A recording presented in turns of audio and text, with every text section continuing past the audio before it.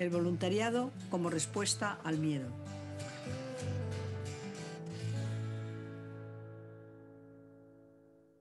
Buenos días a todos y a todas. Comenzamos la última jornada de la Escuela de Otoño, que también ha ido resultando. Os damos la bienvenida de nuevo. Bueno, primero, como es costumbre, hablamos con aquellos que estáis online. Queremos recordaros que esta sesión, como todas las de la escuela, están siendo grabadas y que se subirá a la web de la escuela en la dirección escueladeotono.es. En el chat también se podrá, se os pondrá la URL para que podáis seguirla si queréis. Entre las opciones de Zoom que tenéis hay un espacio para participar en el chat, donde podéis poner desde saludos, lógicamente, hasta dudas, preguntas y aquello que queráis que se plantee dentro de la sesión. Aunque en esta ocasión también creo que la ponente os va a hacer preguntas concretas a las que deberéis responder como tal. Os pedimos, lógicamente, que sigáis la sesión con los micrófonos silenciados y que no los activéis. Y en esta sesión, como todas las de la escuela, está siendo retransmitida como lengua de signos. Podéis localizar a la persona que está asignando entre los participantes de este Zoom y si queréis hacer un mejor seguimiento, recomendamos fijar su pantalla. Sin duda si tenéis dudas, de cómo hacerlo, mis compañeros o mis compañeras en el chat os indicarán cómo. Bueno, y ahora vamos a hablar con las personas que están en la sala. Bueno, para vosotros y para vosotras, indudablemente igual que hacemos online, podremos hacer una ronda de preguntas que se hará acercando el micrófono para que podáis participar y le trasladéis vuestras preguntas a la ponente. Y por parte del equipo igual os pueden ayudar en aquello que podáis necesitar. Bueno, sin más, yo creo que comenzamos la sesión. Durante los próximos minutos trabajaremos con Jen Martel. Ella es psicóloga social, es especialista en género y violencias machistas, es socia fundadora de G360, es profesora de la Universidad de Barcelona en los másteres de drogodependencia, violencia familiar, salud mental y comunitaria. Ha sido divulgadora y es divulgadora en medios de comunicación sobre temas sociales y de género en el Periódico de Cataluña, en la cadena SER. Lleva 25 años gestionando proyectos sociales en el tercer sector social en entidades, sobre todo en los ámbitos de drogas, sexualidades, violencias machistas, violencia entre iguales, personas sin techo y salud mental, entre otras.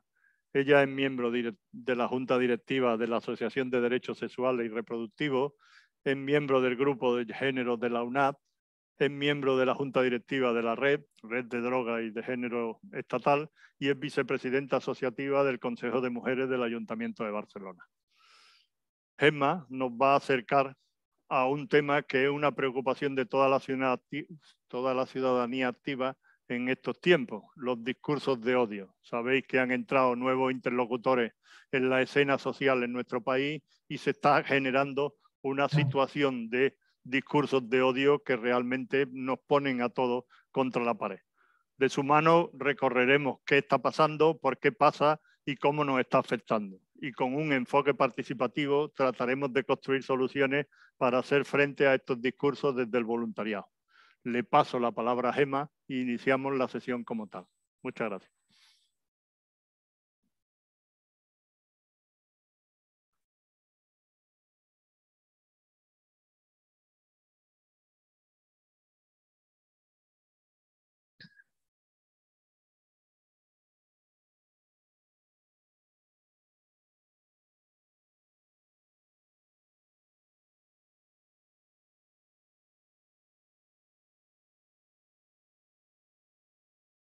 Nos hemos quedado en silencio. No sé si tenemos alguna dificultad de comunicación. Me dicen que se están situando.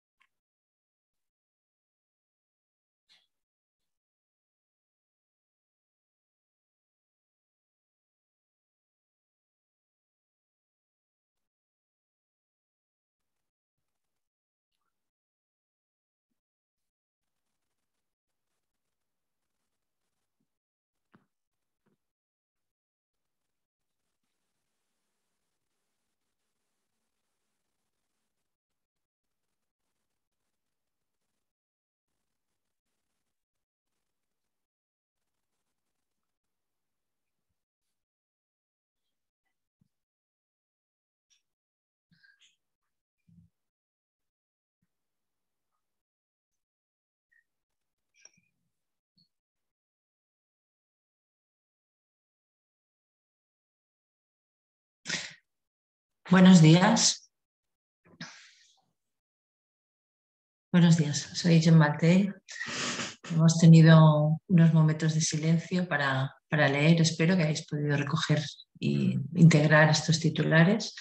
Antes que nada quería dar las gracias a la organización por la invitación y especialmente por un tema tan complejo como es este, pero tan sugerente a la vez, ¿no? Y del que yo voy a intentar hablar básicamente desde mi experiencia en el ámbito social y también, en cierta manera, en los medios de comunicación,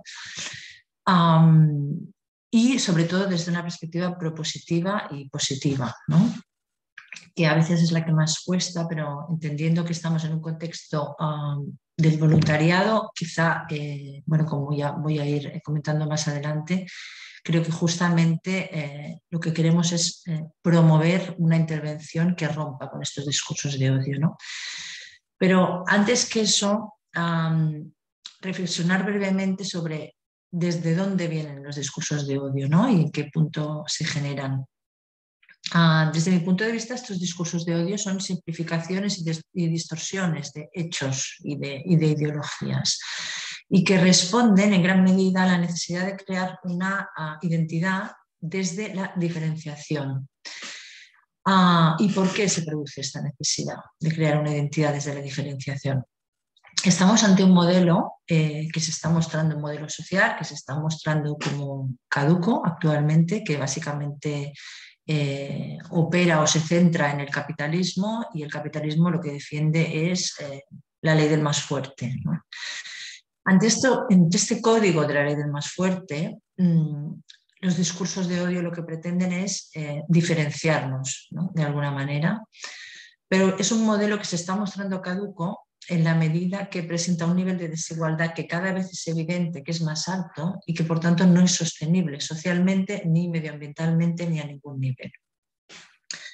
Evidentemente, ante esta situación han aparecido en los últimos años plataformas, ideologías, movimientos, discursos que están hablando justamente de esta idea o este concepto que es: o salimos todos y todas juntas hacia adelante, o no habrá forma de salir y no trascenderemos este modelo capitalista hacia un lugar o una forma de sobrevivir en el planeta que sea compartida por todas y todos.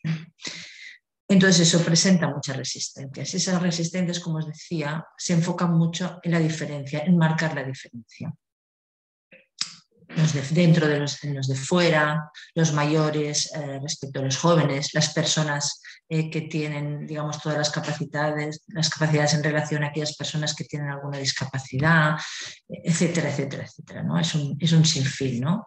Los hombres respecto a las mujeres, ¿no? Esto es una de las cuestiones más transversales, ¿no? Mi planteamiento sería que ante esta situación podamos desarrollar algunos conceptos que avancen en un contrarrelato, este relato del odio, ¿no? Y a mí me gustaría plantear mi intervención de una forma muy sencilla, solamente para abrir debate y para que luego podamos compartir desde todas y todas las que estáis presencialmente allí, que me encantaría estar allí con vosotras en este espacio tan maravilloso, y también con las personas que estáis siguiendo online. Yo quería centrarme a hablar de 4 conceptos que actualmente están bueno, bastante en boga y que todos tienen que ver y pueden de alguna manera transformar ese relato de odio, y donde en cada uno de ellos el voluntariado juega un papel y tiene relación con lo que voy a comentar, ¿no? Para empezar, por tanto, lo voy a distribuir en estos 4 conceptos, ¿no? Para empezar sería el concepto de la interseccionalidad, que es un palabra que no sé si todos y todas las que estáis aquí conocéis, que proviene del feminismo y que fue acuñado en 1989 por Crenshaw, pero que en realidad ha salido más a la luz o se ha hablado más en los últimos años, ¿no? En la última década.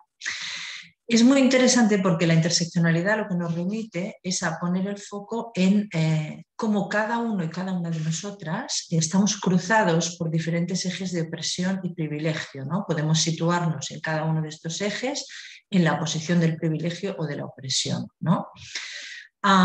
Y ahora entraré un poco más en detalles. Proviene del feminismo, porque en un momento dado, solo para hacer una pequeña cuña para que entendamos de dónde parte, proviene del feminismo porque hubo un momento en la lucha feminista en la que algunas feministas racializadas, que llamamos, levantaron la mano y dijeron: no todas las mujeres estamos en la misma situación de discriminación o de opresión, ¿no? Y aquí se empezaron a evidenciar diferentes características que estaban presentando situaciones diversas y las que había que reconocer en sus mayores dificultades y en su mayor desigualdad. Como era, por ejemplo, el hecho, bueno, pues la etnia a la que perteneces, la condición posible de persona migrada, la edad, la clase social, la diversidad sexual. O sea, hay muchos aspectos que en ese momento, cuando se empezó a hablar de este concepto y más ahora, están cruzando a la mayoría de nosotros y nosotras y, por tanto, señalan esta idea que ha querido invisibilizar también el sistema capitalista y, vinculado a esto, lógicamente, el sistema patriarcal y machista, que es que todo el mundo parte, de alguna manera, de una idea de posición en la vida privilegiada, ¿no? Posición mayoritariamente masculina, mayoritariamente con recursos económicos, mayoritariamente de raza blanca, mayoritariamente no ha tenido que emigrar, ¿no? O sea, una invisibilidad de las realidades múltiples que existen, que al final unos y otras, ¿no? Casi todos y todas nosotros estamos cruzados por algún eje. Es muy interesante en mi faceta de formadora un ejercicio que hacemos para hablar de interseccionalidad, donde ponemos a las personas que acuden a la sesión en fila y vamos planteando preguntas, ¿no? Las preguntas son del tipo: ¿alguna vez te has sentido discriminado o discriminada por tu identidad sexual o por tu orientación sexual? Quien no se ha sentido discriminada se queda en la fila, quien sí que se ha sentido discriminada sale de la fila, ¿no? ¿Alguna vez te has sentido discriminada por tu clase social? ¿Alguna vez te has sentido discriminada por tu color de piel? ¿Alguna vez te has sentido discriminada por tu religión o por tu edad, etcétera, etcétera, etcétera, ¿no? Llega un momento en que la fila central está vacía. Está vacía. Y eso creo que no hace más que evidenciar la necesidad de romper con esta idea del odio, que al final acaba siendo una lucha fratricida, en la medida que la mayoría de nosotros y nosotras estamos cruzados por algún eje de opresión. Y por tanto, la única forma de poder trascender esta situación nunca será señalar al diferente, porque siempre habrá algo en nosotros que nos hace diferentes, diversos. Esa es la riqueza de la especie humana, ¿no? Dejármelo decir así. Con lo cual, para mí es interesante hablar de esta idea porque desde luego lo que hace es romper con esta idea de homogeneidad y casi de unos derechos por encima de otros en función de nuestras características personales, ¿no? Bueno, me parece que este sería, para empezar, una idea importante a tener en cuenta. Un segundo concepto es el de la ciudadanía plena. La ciudadanía plena quiere decir que cada persona que vive en una comunidad, que está en una comunidad, haya llegado como haya llegado o esté en la condición que esté, trabajando, sin trabajar, etcétera, etcétera, tiene los mismos derechos. O sea, es decir, no va a depender de su estatus legal, no va a depender de la posibilidad que tenga de contribuir a través de su trabajo, no va a depender de la edad, no va a depender de si es dependiente o es autónomo. Simplemente por el hecho de formar parte de una comunidad, tiene todos los derechos. Vale. Yo creo que esta parte de la ciudadanía plena ha sido muy interesante, como los movimientos de los últimos años, y aquí englobo el voluntariado en todas sus formas, insisto, en todas sus formas, ha contribuido a estas redes de ayuda mutua, de ayuda ciudadana, ¿no? Empezando por el COVID, pero las asociaciones vecinales, todo el movimiento también de las entidades sociales que han ido tomando fuerza cada vez más, ha puesto encima de la mesa cómo la ciudadanía en sí misma ha dejado de estar en un rol pasivo en relación al Estado y parte de esa idea de corresponsabilizarse en esa ciudadanía plena, acompañando esa garantía de derechos que a menudo no es fácil. Con esto no quiero decir que haya que quitarle responsabilidad a los gobiernos sobre eso, pero sí esa posibilidad que ofrece la mirada del voluntariado con la transformación social desde esa perspectiva, desde acompañar a la ciudadanía a ejercer todos sus derechos, ¿no? Por tanto, creo que este también sería un elemento importante a tener en cuenta, que además nos facilita romper con las jerarquías entre personas, ¿no? O sea, entender que todos y todas estamos sobre la misma base y todos y todas podemos contribuir a ello, ¿vale? En tercer lugar, hay otra cuestión que también proviene, y disculpar que cite tanto el feminismo, pero son las fuentes de las que yo bebo y a lo que yo me dedico habitualmente, y creo que sí que el movimiento feminista ha puesto encima de la mesa algunas miradas que pueden ser revolucionarias o muy transformadoras para toda la sociedad, lógicamente no solamente para las mujeres, y por tanto nos lleva, ¿no?, a enfrentarnos con algunas cuestiones. Entonces, como decía, otro elemento también que si bien ya conocemos, pero le hemos puesto palabras a partir de los preceptos de la economía feminista, es la cuestión de la interdependencia. La interdependencia, de lo que nos está hablando es... Luego voy a hablar también de otras cuestiones que no tienen que ver solo con las personas, con la relación entre personas, pero en este punto sí. Lo que nos está hablando es para que al final pueda sostenerse la vida en todas sus facetas, nadie, absolutamente nadie en el mundo puede hacerlo solo o sola. Es decir, vuelvo otra vez a remitirme a la idea del sistema capitalista y cómo se ha planteado. El sistema capitalista de alguna manera ha fomentado una fantasía de individualismo donde cada uno o cada una debíamos ser autónomos y centrados en nosotros, porque el valor máximo era no necesitar a nadie más. Y evidentemente se está resquebrajando precisamente porque estamos viendo que eso es imposible, ¿no? El poner el foco en la interdependencia tiene que ver con poner el foco en la vulnerabilidad colectiva y en la construcción colectiva. Y aquí precisamente es otro de los pilares en los que el voluntariado puede jugar un papel muy interesante, y ya lo juega, ¿no? Tanto el mundo del presente como el mundo del futuro nos van a llevar a entender que si no podemos vivir la vida o transformar desde esa cuestión imbrincada y desde esta mirada interdependiente, no vamos a poder transformar nada ni sobrevivir todos y todas nosotras.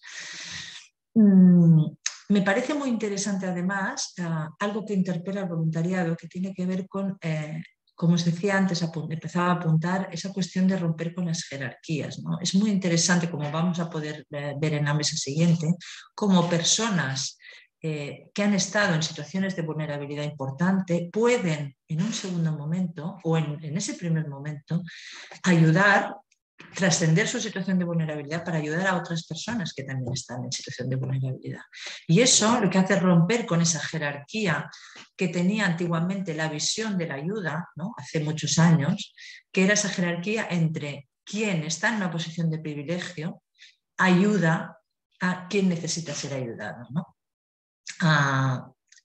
En el fondo, empezar a entender que no existe, que se borran esas fronteras y que cualquiera de nosotros en un momento puede estar en posición de ayuda y en posición de necesitar la ayuda, porque ni que sea por una cuestión de etapa vital, todos partimos de la dependencia cuando somos bebés, podemos ser más o menos autónomos cuando somos adultos, pero sin duda con necesidad de nuestro entorno, y volver a ser dependientes cuando somos mayores, ese mínimo, digamos que lo podemos compartir todos y todas nosotras, ¿no? Y por eso nos puede hacer conectar.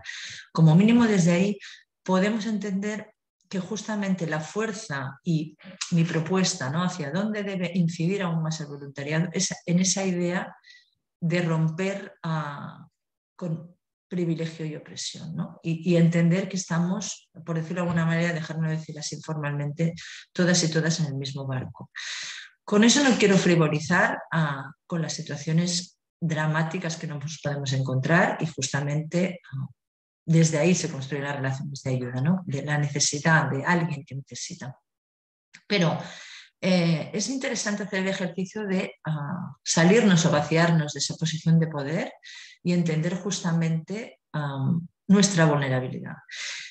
El feminismo evidentemente ha aportado mucho a esta mirada, ¿no?, cuando está hablando y está poniendo encima de la mesa la necesidad de los cuidados, la necesidad, como os decía, ¿no?, del 100% de las personas de los cuidados, Y desde ahí, cómo todos y todas nos hacemos corresponsables de esos cuidados y a la vez asumimos y aceptamos que podemos necesitar cuidados, ¿no? Claro, los discursos de odio todo el rato están fomentando esta mirada egoísta, dejar fuera de fuera y además alimentando una fantasía que es absolutamente falsa, que es, por ejemplo, ¿no? Si vamos a la cuestión de la migración, que es uno de los elementos más frecuentes en los discursos de odio, ¿no? La fantasía de que en Europa podemos vivir sin personas migradas está absolutamente desmontada a día de hoy, ¿no? Sin embargo, continuamos desde ahí. A menudo, fijaros que muchas veces detrás de los discursos de odio, y a eso me refería en el principio de intervención, están personas que se sienten amenazadas por otros ejes de opresión, ¿sí? Y es desde ahí que se está fomentando el odio. Sin embargo, esa mirada que nos hace, digamos, reconocernos entre nosotros y nosotras como personas que, y lo puedo decir como mujer, que si bien tengo muchos privilegios en otros ámbitos de mi vida, ¿no? Como todos y todas las que podemos estar hoy aquí, sí que como mujer evidentemente puedo identificarme con muchas de las opresiones que sufrimos las mujeres. Es importante precisamente darnos cuenta de esa vulnerabilidad colectiva, ¿no? Y, por último, lo que está vinculado a esa interdependencia, pero a un nivel más global, ¿no? Yo creo que hay que abrir un poco más el foco y hablar de transformación sistémica, ¿no? Y cuando hablo de transformación sistémica me refiero a que no solamente tenemos que centrar esa interdependencia en las personas, sino también en relación a los animales, en relación al medio ambiente, en definitiva, en relación al planeta. No voy a hacer aquí un histórico de cómo hemos expoliado recursos a otras zonas del mundo, porque no sería objeto ni tiempo suficiente para la intervención de hoy.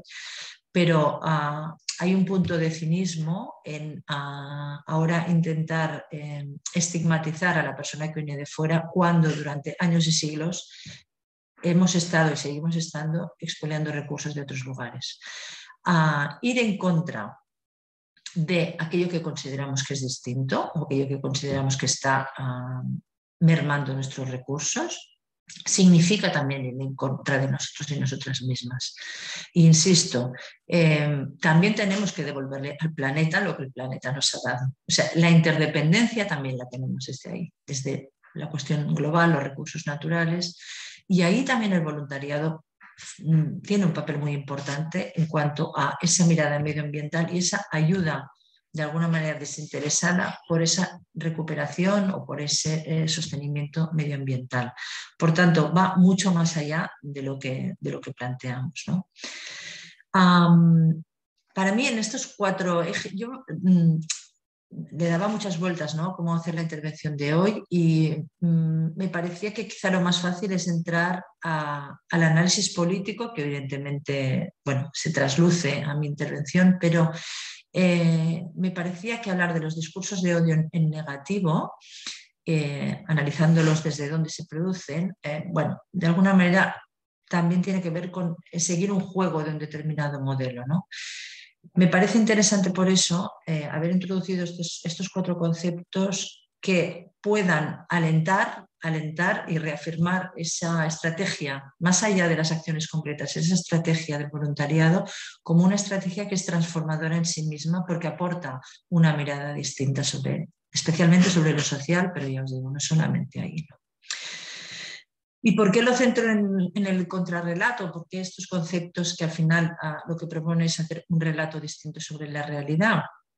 Bueno, porque es el lenguaje, ¿no? Como decía al principio de la intervención, ¿no? Muchos de los imaginarios del discurso de odio se construyen a través del lenguaje y el lenguaje, que es un elemento eminentemente humano, fue en su momento construido, por llamarlo de alguna manera, para comunicarse, para llegar a consensos, para relacionarse, para poder ceder y entender al otro y a la otra a través de las palabras. Y creo que es a lo que tenemos que volver, ¿no? Recuperar ese lenguaje que sirva justamente para unirnos y no para diferenciarnos, ¿no? Entonces, Los discursos de odio al final no dejan de ser un uso perverso del lenguaje y, como decía al inicio, simplificador de las ideas. En ese sentido, las redes sociales a menudo no ayudan, pero bueno, siempre pueden ser utilizadas también en nuestro beneficio, ¿no? Sí que a menudo la falta de profundidad nos dificulta un poco esa cuestión. Pero es importante tener en cuenta esta cuestión. El lenguaje podemos contrarrestarlo con lenguaje también. Ante estos discursos de odio, y ya para finalizar, es importante humanizar al otro. Y cuando digo al otro, no me refiero al que está planteando el discurso de odio, sino a aquella persona de la que se está hablando, ¿no? ¿Desde dónde es ese discurso de odio? Desde el objetivizar a la persona de la que se habla, ¿no? Al colectivo, etc. Por tanto, el lenguaje tiene que tender a transformarlo y, básicamente, el voluntariado, en esencia, lo que está haciendo es humanizar al otro o a la otra en su acompañamiento, en dar de la mano, es decir, yo te acompaño en ese cambio, aunque seas un ciudadano, una ciudadana plena y tienes todos los derechos, ¿no? Es ahí donde radica la posibilidad de cambio más importante del voluntariado. Y yo con mi intervención me quedaría aquí en cuanto a las reflexiones que planteo, y sí que querría iros planteando algunas preguntas. Me gustaría ahora escucharos y que podíamos, en la medida que podamos y las tecnologías nos lo permitan, establecer un debate entre el público y conmigo y con Carlos en la medida que quiera o lo crea conveniente. Yo os iré lanzando 4 preguntas una a una para que podáis participar, ¿no? Además de eso, pues podéis hacer preguntas directamente, pero esta sería más, pues, la retorno para escuchar también vuestras opiniones directamente. Bueno, creo que las vamos a poder ver en pantalla. En primer lugar, como personas que estáis directamente en este ámbito, yo os preguntaría, ¿cómo podemos contrarrestar el odio a través del voluntariado?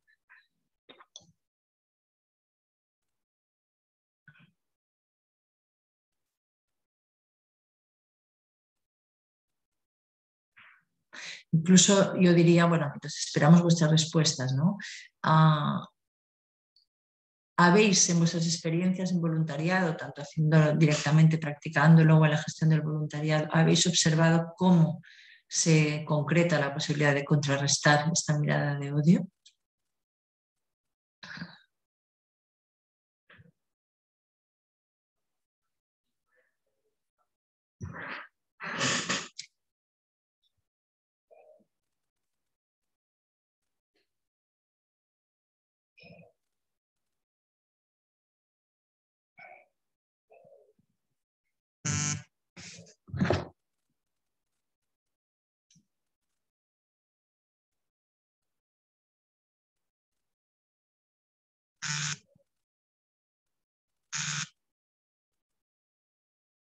Tenéis que entrar en mente y con vuestros móviles, ¿eh? No sé si...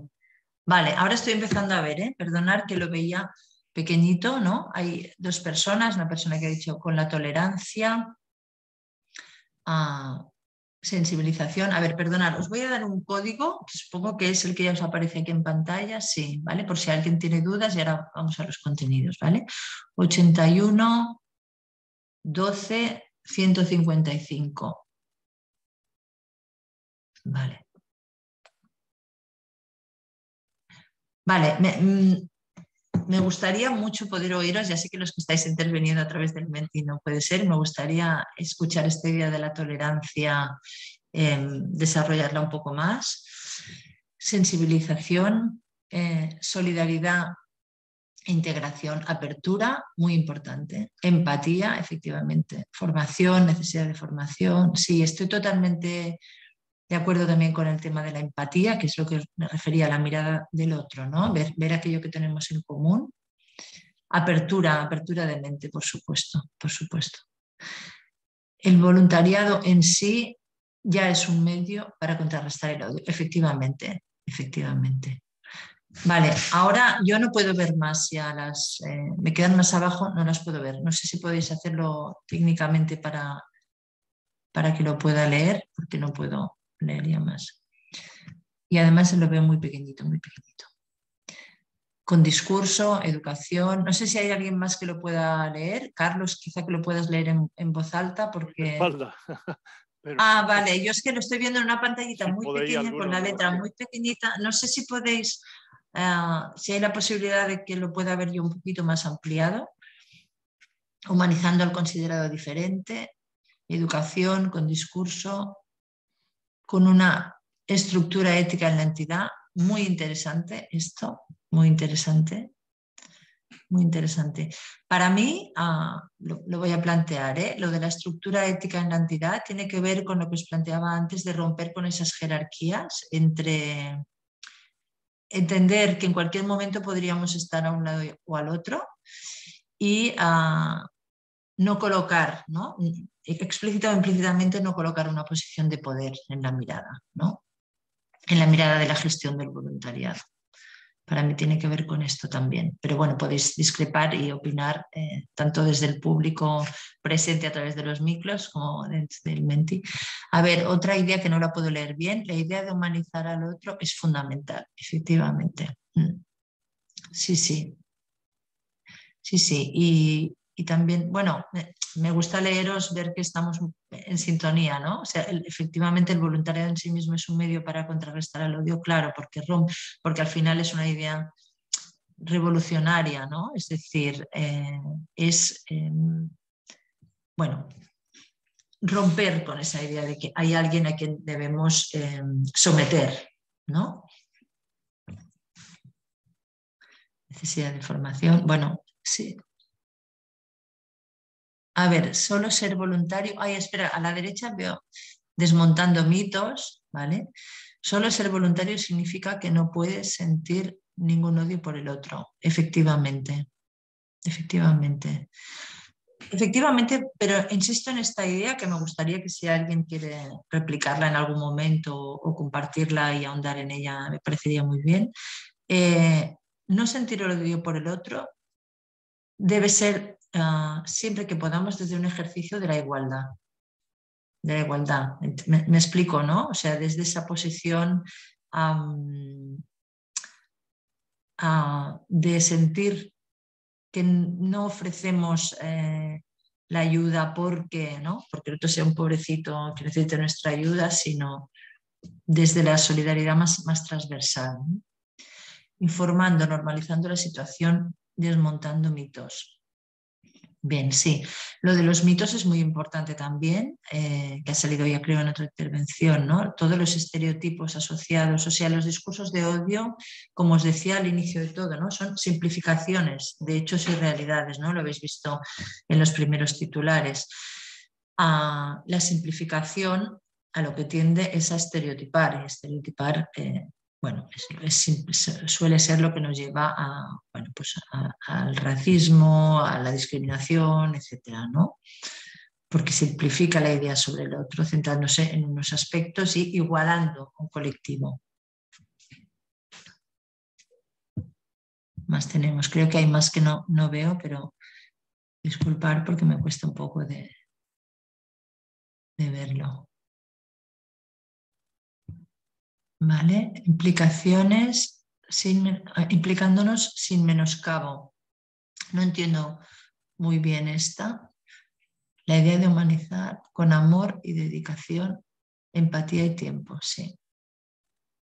Bueno, la idea del tiempo también es un concepto muy interesante que me gusta mucho que haya salido porque justamente otra de las cuestiones a revertir del modelo capitalista es esta mirada que tenemos sobre el tiempo, ¿no? Ahora mismo justamente también en Barcelona se está haciendo una semana sobre el uso del tiempo a nivel europeo, precisamente porque muchos de los debates que estamos teniendo actualmente en relación a la economía, las desigualdades, etcétera, tienen que ver con el tiempo. La pobreza del tiempo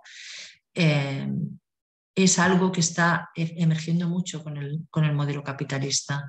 Y claro, es revolucionario dedicar tiempo a algo que no revierte en un beneficio directo, como es el voluntariado. Por tanto, es muy, muy importante para el cambio de modelo y para ir implementando un modelo nuevo.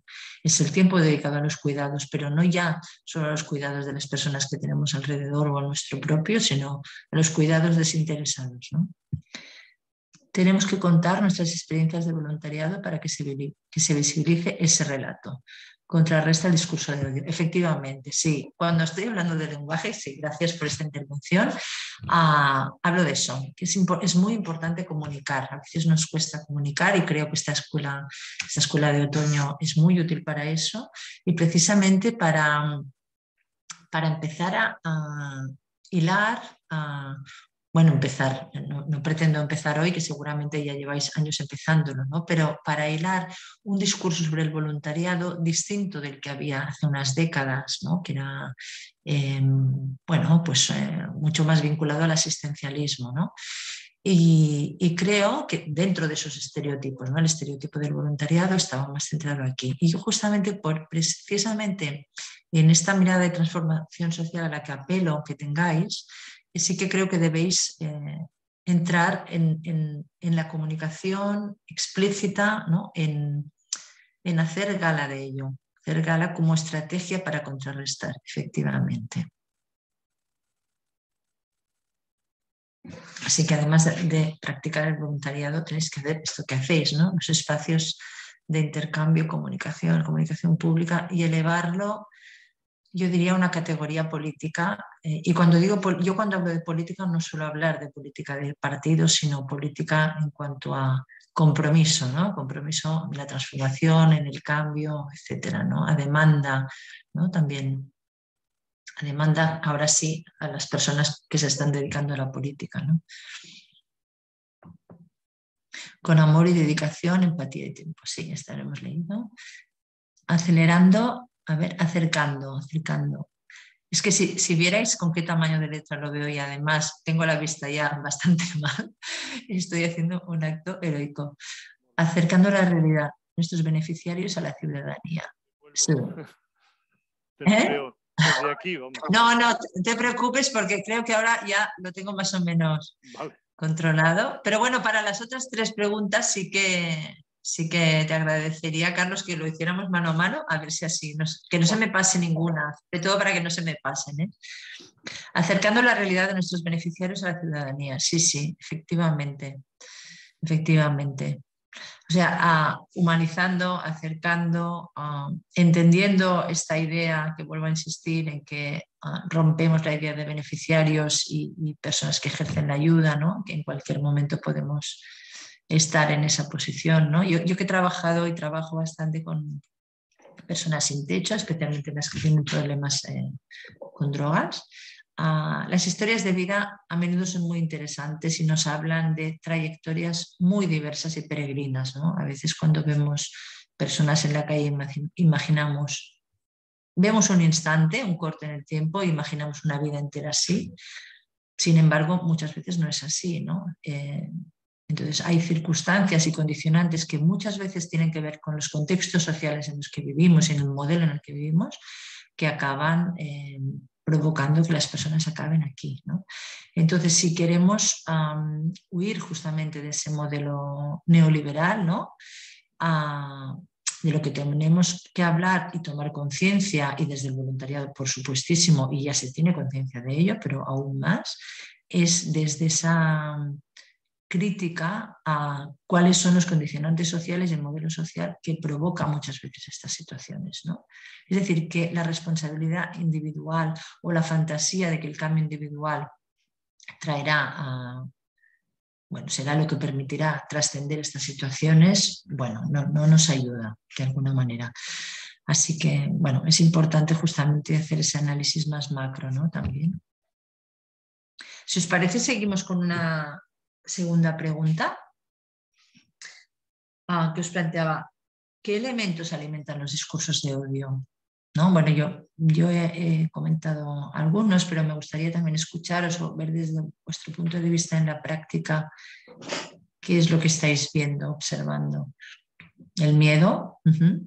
Entiendo que estamos hablando, un poco en la línea que planteaba el miedo a la diferencia, efectivamente, a esto me refiero. Sí, el miedo a la diferencia. Sí. La falta de cultura. Bueno, yo aquí matizaría. La falta de cultura, primero depende de lo que entendamos por cultura y a veces no, el odio no viene necesariamente de las personas con menos cultura. Precisamente muchas veces las redes de ayuda se establecen de personas que tienen una alta humanidad, aunque no tengan mucho nivel cultural, ¿no? Si por falta de cultura entendemos la cultura en sentido amplio en cuanto a apertura mental, aquí sí que compartiría. El desconocimiento, por supuesto. El miedo a lo desconocido, sentirse amenazado por el otro. Este es muy importante. A veces no son desconocidos. En los mismos barrios están viviendo personas que provienen quizá de nacionalidades muy distintas y justamente ese miedo a la persona que viene de fuera es miedo a la amenaza. Es miedo a la amenaza. Y fijaros que es lo que intentaba deciros, ¿no? O sea, el miedo a lo que pueda pasar o la amenaza real a lo que pueda pasar no está situada en el que viene de fuera, está situada en las grandes políticas que están de alguna manera dividiendo y solo privilegiando un determinado modelo, ¿no? de economía, de relaciones, etcétera, ¿no? Es ese el enemigo real, si es que podemos hablar de enemigos, que no me gusta utilizar lenguaje bélico e intento evitarlo siempre que puedo. Sobre todo el miedo y la falta de información, efectivamente, sentirse amenazado, ignorancia, noticias falsas y bulos, prejuicios. Sí, las noticias falsas es una de las estrategias para alimentar los discursos de odio que sin duda las redes sociales han facilitado. La cuestión es qué es lo que hay detrás, ¿no?, de esas noticias falsas. ¿Quién? Sentir... ¡Ay! No lo he podido leer ya. A ver, ¿podéis bajar un poquito? La simplificación de las circunstancias, efectivamente. Sentir que la posición privilegiada está amenazada. Sí, efectivamente. Esto desde el mundo del feminismo, el movimiento feminista lo conocemos muy bien. Como observáis, ¿no? La violencia machista, además de que se identifica más, toma más virulencia a medida que vamos señalando la necesidad de la pérdida de privilegios, ¿no? Y es lo mismo que los discursos de odio. Para mí hay un paralelismo claro. De hecho, las dos cuestiones forman parte de lo mismo, ¿no? Y es vulnerar ese status quo. Pero aquí es donde a veces nos confundimos, porque hay personas que quizá, es lo que planteaba con el concepto de interseccionalidad, ¿no?, que se ven atravesadas también por posiciones de opresión y no identifican esa opresión, no identifican de dónde viene esa opresión y la colocan en el lugar equivocado, ¿no? En lugar de colocarlo en la casta económica, ¿no?, en los poderes reales, la colocan pues igual, bueno, en el que viene de fuera o en la persona dependiente o en las personas jóvenes que no encuentran trabajo, etc. La información que llega de los medios de comunicación, cuando no está bien explicada, fuera de contexto, estigmatizando, efectivamente. Un complejo de inferioridad que se intenta contrarrestar con la falsa superioridad sobre el otro. Sí, yo lo del complejo de inferioridad, bueno, traduciéndolo a esa mirada más político-social, creo que es lo que hablábamos del eje de opresión, ese miedo a perder lo que tengo. Y esa posibilidad de perder lo que tengo no está en ese otro que también está viviendo otro eje de opresión, sino que está en el modelo social global, ¿no?, y en las personas que lo encarnan, lógicamente, ¿no? Por ejemplo, para dejarme hacer ahora un pequeño apunte sobre el tema de la transformación sistémica, ¿no? Ahora el colectivo de jóvenes es uno de los que está siendo estigmatizado por los discursos de odio, ¿no? Por un lado, ante una situación dramática que es el nivel de paro, ¿no?, de falta de trabajo, de falta de mirada de futuro que pueden tener nuestros y nuestras jóvenes, pero es que también son los jóvenes los que están alentando el movimiento que tiene más que ver con el medio ambiente y con la transformación ecológica, etcétera, y nos están poniendo un espejo a las generaciones de después. Y eso también está removiendo muchas conciencias, está incomodando mucho, ¿no? Tenemos movimientos como el Fridays for Future, por ejemplo, que están interpelando a las grandes instancias políticas internacionales ante una realidad que es evidente. Y ante esto, pues el mundo se revuelve panza arriba, ¿no? El desconocimiento del otro, verlo como un riesgo, una amenaza de la que hay que huir, surgen reacciones primarias que se retroalimentan en las redes sociales, sí, efectivamente. Sí, sí, sí. Por eso, bueno, es importante esta idea de quizá a través de vuestro trabajo voluntario, retornar a donde está el foco, ¿no? O sea, ¿dónde está el foco? El foco no está en esta persona, a lo mejor, que no puede valerse por sí misma, que tiene un diagnóstico de salud mental, que ha venido de fuera huyendo de una guerra o huyendo de la pobreza, ¿no? A veces, por ejemplo, ¿no? Una de los debates, ¿no? Sobre el tema de las personas refugiadas, si realmente es condición de refugio o no es condición de refugio, al final no es tan importante porque son personas que necesitan salir de un territorio por una causa u otra y en todas ellas tenemos alguna responsabilidad como sociedad, digamos. Por tanto, hay una parte de este discurso de odio que apela a la picaresca. Fijaros que es algo que también se ha utilizado mucho en el caso de las mujeres, ¿no? Y en realidad es fácilmente desmontable porque siempre hay una razón, ¿no? Siempre hay una razón. No sé si ha habido alguna más. La posición, el no hacer nada, sí, efectivamente. La inacción, el no hacer nada. El desconocimiento, el miedo y la ignorancia. ¿Vale? Tenemos una tercera y cuarta pregunta. Yo ya sé que van saliendo una por una, las voy a formular las dos a la vez porque están en relación y bueno, para que las vayáis pensando, ¿no? Que tiene que ver con bajarlo a la cotidianidad, ¿no? En nuestra cotidianidad observamos los efectos de los discursos del odio. Si sabemos que los discursos construyen realidad, esta sería la siguiente, ¿eh? ¿Cómo podemos construir una realidad alternativa a los discursos de odio desde las acciones cotidianas?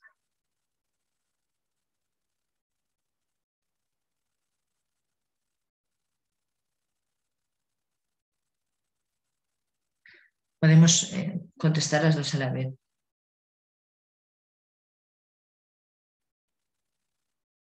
O sea, me refiero a en vuestro día a día, ¿no?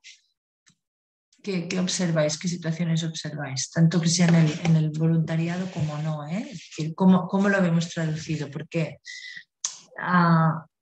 o sea, me gustaría explorar esa segunda parte, ¿no? Por un lado, cómo los discursos se retroalimentan en redes sociales, en los medios de comunicación, y el efecto que eso tiene en la vida cotidiana y que podéis observar personas como vosotras que estáis poniendo ese ojo crítico, ¿no?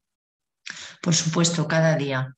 Vale, ¿os atrevís a alguien a poner algunos ejemplos concretos? No largos, no hacer todo el relato, pero sí, bueno, algunas cuestiones. A ver, sí, los nota, a ver si puedo poner más luz. Sí, los noto en la medida en que observo el privilegio, veo la opresión cotidiana. Vale, sí, me parece una buena reflexión, sí. Sí, sí, es que son las dos caras de la misma moneda, efectivamente, presentando esa misma realidad desde perspectiva diferente. Vale, esto se refiere a qué podemos hacer. Exactamente, ¿no? Hacer un punto de vista distinto ante la misma situación. Sí, efectivamente.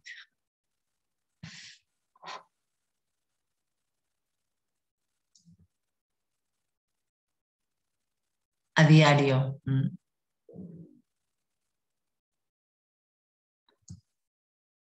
A través de campañas de sensibilización, ¿vale?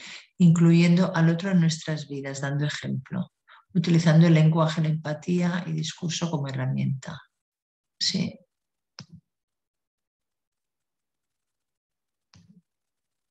Vale, vale, como las vais intercambiando ya lo veo, pero presentando esa misma realidad desde una perspectiva diferente, hace falta más empatía, ponerse en la piel del otro, denunciando situaciones concretas, efectivamente. Sí, y yo me atrevería a decir que esa denuncia en situaciones concretas tiene que ir acompañada de ese contrarrelato, ¿no? De explicarlo desde otro lugar.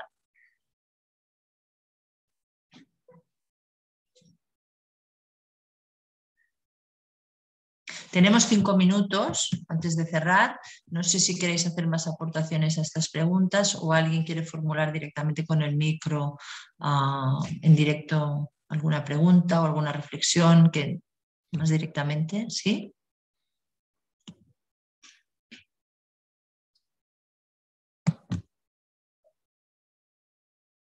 ¿Sí?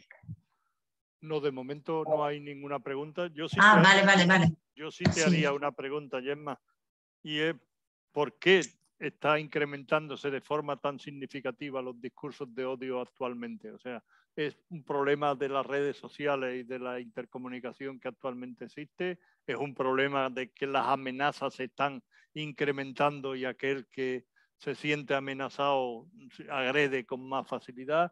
No sé, ¿cuál es?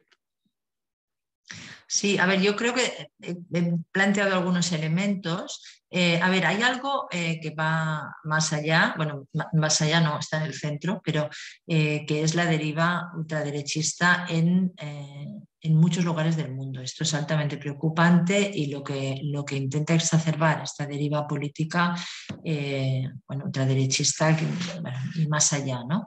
Intenta exacerbar justamente estos discursos de odio porque es el alimento del que se nutre esta mirada populista, digamos, para conseguir objetivos electorales que al final lo que hacen es buscar que el poder sea recuperado por las élites, ¿vale? Y por tanto es una estrategia más de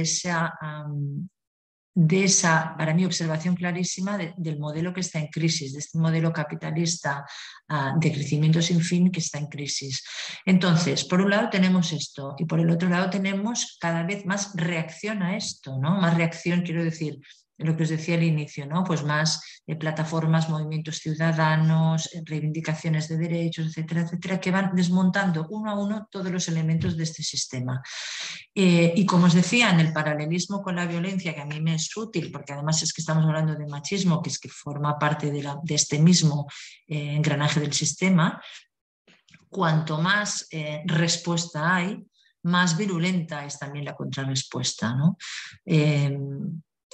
Lo que pasa que creo que aquí lo importante, y por eso he querido plantear en positivo mi intervención, es no entrar en una lógica bélica. No todo el mundo lo ve de la misma manera, y piensa que hay que contrarrestarlo también de forma bélica. Yo considero que esa es una escalada que vuelve a ser una escalada patriarcal y capitalista. La escalada, o sea, entrar en ese mismo código del lenguaje es comprar esa provocación, por decirlo de alguna manera, ¿no? Y comprar la provocación es ponerlos aún más en agenda esos discursos, ponerlos en el centro, etcétera. Y como sabréis, bueno, este es un debate que está bastante en los medios y en los colectivos activistas, ¿no? Bueno, si no hay ninguna pregunta más, creo que en las redes tampoco hay ninguna pregunta, pues yo me permitiría, si me permitís, hacer un pequeño resumen de lo que Gemma ha estado defendiendo y bueno, y por supuesto darle las gracias por este rato participativo en el que todos hemos participado con el tema que nos trataba. Ella habla de que los conceptos para transformar los discursos de odio son 4 y nos va, digamos, moviendo en el planteamiento de decir, primero el de la interseccionalidad, en el sentido de decir, todos tenemos algo que nos hace ser diferentes o que nos hace sentirnos diferentes y por lo tanto esa diferenciación entre lo puro y lo diferente no existe y creo que es importante tenerlo en cuenta. Un segundo concepto es el de la ciudadanía plena. Todos tenemos los mismos derechos independientemente de las situaciones, digamos, particulares o situacionales que tengamos en un momento determinado y por lo tanto es otra forma de eliminar, digamos, la diferencia como tal. La interdependencia, o sea, el concepto de que nadie puede desarrollarse solo, todos tenemos o todos somos vulnerables y por lo tanto todos necesitamos de los otros y en ese sentido el voluntariado es aquel que está en situación de poder ayudar y ayuda al que puede necesitarlo, pero todos normalmente podemos estar en situación de necesitar ayuda o de poder ofrecerla. Y el último concepto que ella ha manejado, que es el de la transformación sistémica, que es el de bueno, no solo somos los humanos los que nos movemos en este planeta, y esa interdependencia del planeta y de la sostenibilidad hay que tenerla en cuenta a la hora de los discursos. Terminaba, digamos, su planteamiento planteando que es el lenguaje el que nos ha de servir para no ser diferente o para buscar contrarrestar esas diferenciaciones que se nos proponen. No sé si he hecho un buen resumen de lo que tú has planteado y si Sí, tú quieres añadir algo. Sí. No, yo solamente, muchas gracias por el resumen. Son ideas compactas, globales, digamos, que luego hay que poderlas digerir y bajarlas a la cotidianidad. Es una mirada distinta, pero yo sobre todo lo que quería es felicitaros nuevamente por la tarea que hacéis, y tanto la de voluntariado como la difusión o divulgación de la tarea del voluntariado, precisamente por lo que decía, ¿no? Por lo que tiene de estrategia muy relevante para contribuir a la transformación del modelo social. Sí, sí. Así que a mí me gustaría cerrar con esta idea, que creo que es la más importante con la que quedarse en el día de hoy en mi intervención. Gemma, muchísimas gracias por tu tiempo. Bueno, agradezco también a los asistentes a esta, tanto presencial como online, la participación en este foro, en esta ponencia. Y bueno, ahora continuaremos con una mesa de experiencia para continuar hablando de este tema, escuchando en este momento a los protagonistas de las historias afectados por estos discursos, a la vez que abordan proyectos de construcción de ciudadanía activa y de defensa de sus derechos. Muchas gracias a todos y continuamos ahora mismo en la próxima ponencia.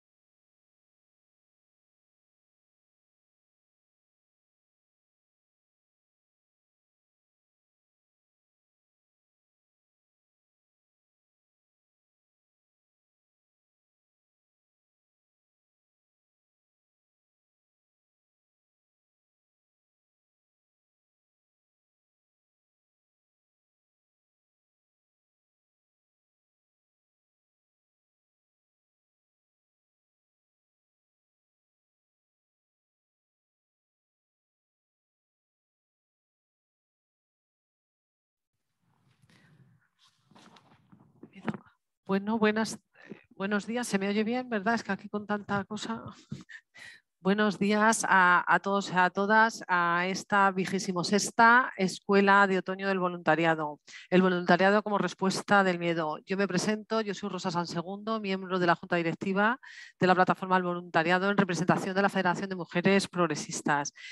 La mesa que vamos a hacer ahora esta mañana, la espiral del odio, experiencias en primera persona, pues yo creo que es una gran mesa redonda, hablar de experiencias de vida en el tema del odio. Yo quería agradecer muy especialmente al equipo técnico de la Plataforma del Voluntariado, que siempre trabaja con tanto acierto y también a mis compañeros y compañeras del equipo directivo de la Junta y también a todas las organizaciones, compañeros, compañeras, amigos todos. Hablando de la espiral de odio, tenemos esta mañana a Simeón Cosi, tenemos también a Cristina Joya, a Ascensión Ibáñez y a Cristina Peredero.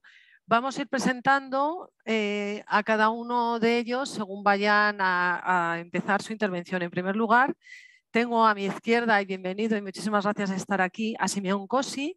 Él es periodista, trabajaba en Togo, denunció el asesinato, bueno, la muerte, decías esta mañana muerte, pero él denunciaba que era un asesinato en Togo de un político en 2008 y bueno, tuvo muchas amenazas de muerte y tras recibir amenazas de muerte pensaba que si continuaba viviendo en Togo, pues bueno, pues su vida peligraba de verdad y iba a ser un desaparecido y nadie iba a preguntar por él. Entonces vino a España, primero vino a Barcelona en 2008, consiguió después, años después, traer a su familia más cercana y vino en calidad de exiliado, y ahora trabaja como trabajador social en ACEM. ACEM le acogió y bueno, pues ahora se ha quedado como trabajador social. Hablábamos esta mañana que yo le preguntaba que es una pena que no siga trabajando de periodista, pero bueno, las circunstancias en la vida muchas veces nos transforman y la vida nos coloca en otro sitio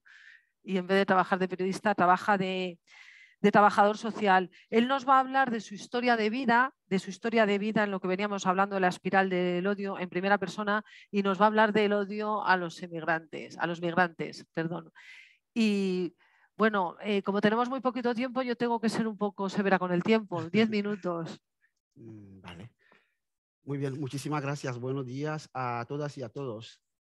Bueno, empezaré un poco volviendo a la presentación que lo ha hecho fatal Rosa. Y la primera la voy a mejorar, ¿vale? Me parece que Rosa todavía no se entera que estamos hablando del odio. Así que la presentación, aquí tenéis no a Cosi Simeón, sino a un inmigrante negro y refugiado, ¿vale? Es broma, que Rosa lo ha hecho, pero fenomenal. Un aplauso. Bien, no sé, si me siento, no me siento a gusto, pero eso, no sé. Me levantaré en algún momento y me lo vais a perdonar. Bien, para empezar, la Comisión Europea contra el Racismo y la Intolerancia, en su 15ª recomendación, reconoce, además de las comunidades judías y gitanas, de los musulmanes y las comunidades, otras religiones, de las comunidades étnicas y lingüísticas minoritarias, de las personas LGTBI, aparte de esos, a migrantes, personas solicitantes de protección internacional de asilo, a refugiados y a las personas negras, como los grupos vulnerables al odio. Y yo creo que soy un cúmulo de 3 de esos grupos. Y por eso he dicho que Rosa no lo había hecho bien. Pero no es verdad, ¿eh? Quiero que nos quedemos con la presentación de Rosa para aquí no conocer realmente los que fomentan el odio. Que una persona no se define por su raza ni con su condición como inmigrante o no. La verdad es que eso no me define a mí. Yo soy Simeón, una persona como todos los demás, con su dignidad también. Y bueno, lo que pasa es que muchas veces, no quiero decir que toda la sociedad, pero hay una parte de la sociedad que cada vez es más importante, que siempre lo que quiere hacer es, bueno, relacionar a los demás, los otros, como dicen, ¿no? Entre comillas, no por lo que son realmente como personas, lo que valen, sino por esa definición respecto a lo que no les favorece. Hoy no, pienso que no estoy capacitado y no vengo por eso, ¿no? A dar una clase magistral. Es una mesa redonda, es decir, participativo, activo, y eso es lo que vamos a hacer. Entonces, mi primera pregunta, en esa sala, ¿quién no es español? Una. ¿Alguien más? Vale, dos. Vale. Empezamos bien. Aquí somos el grupo minoritario. Y vamos a hacer un ejercicio. ¿Me vais a ayudar o sí?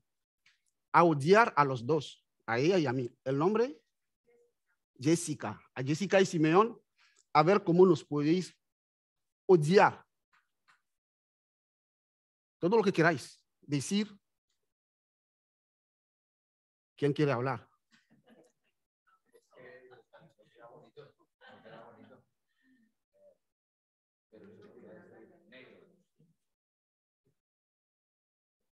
¿Alguien más? Bueno, un aplauso. Me parece que ha sido un éxito. Si hubiese pasado el contrario, es decir, si aquí había salido más cosas, sería un fracaso, ¿no?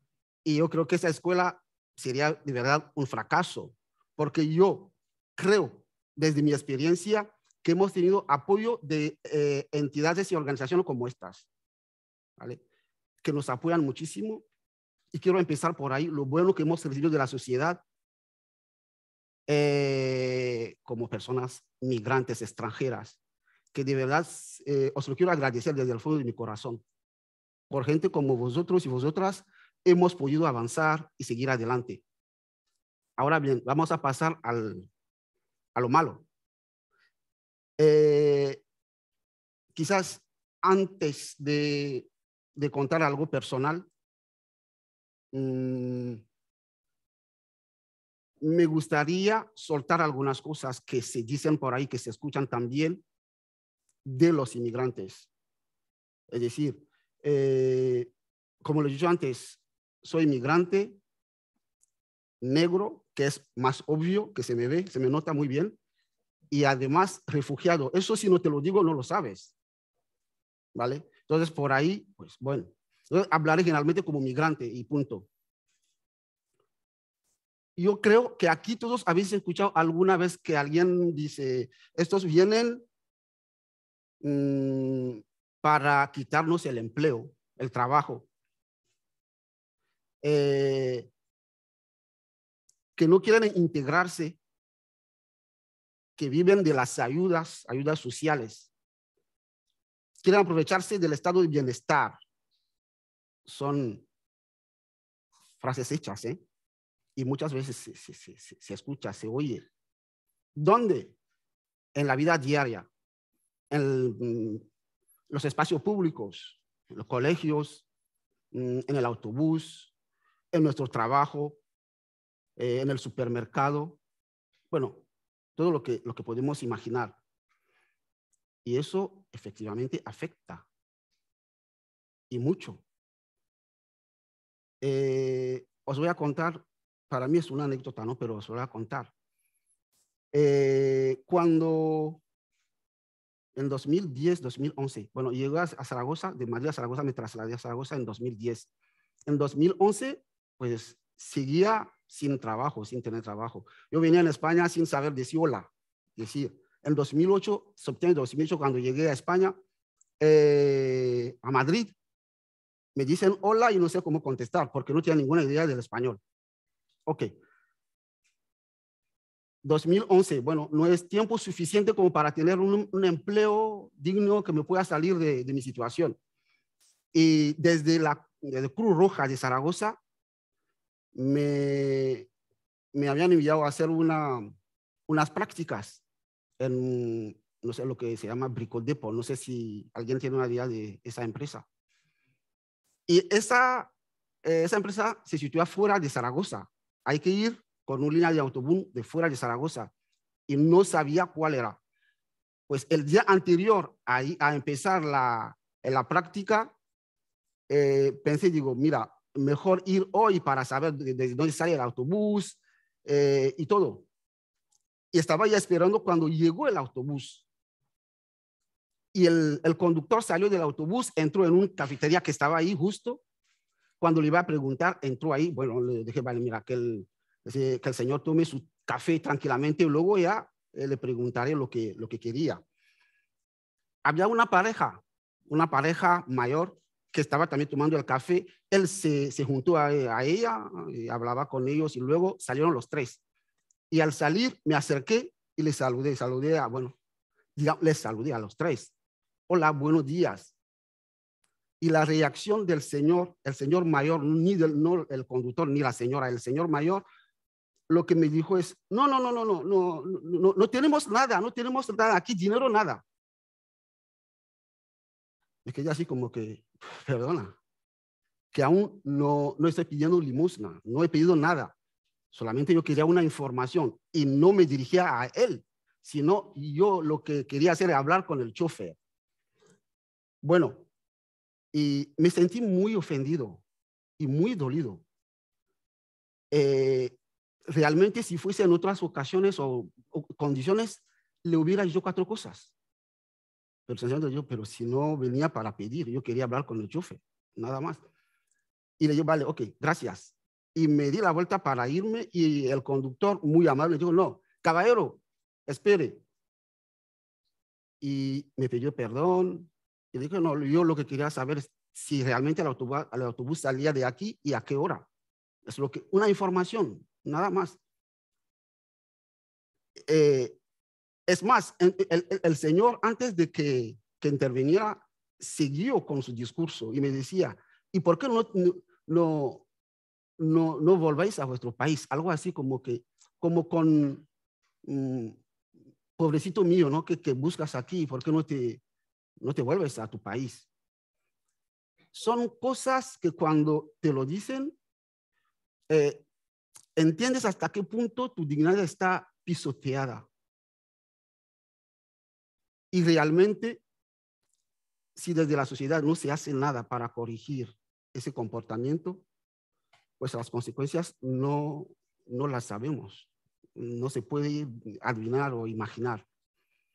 Por ejemplo, pongo otro ejemplo, ¿no? Trabajando en ACSEM, los que saben del programa de acogida de ACSEM, yo estuve en ese programa, se cambió desde 2012. Hay una primera fase que es una fase compartida con otras personas en un recurso de alojamiento, pero en la segunda fase ya las personas pueden alquilar una habitación o un piso según el número del núcleo familiar.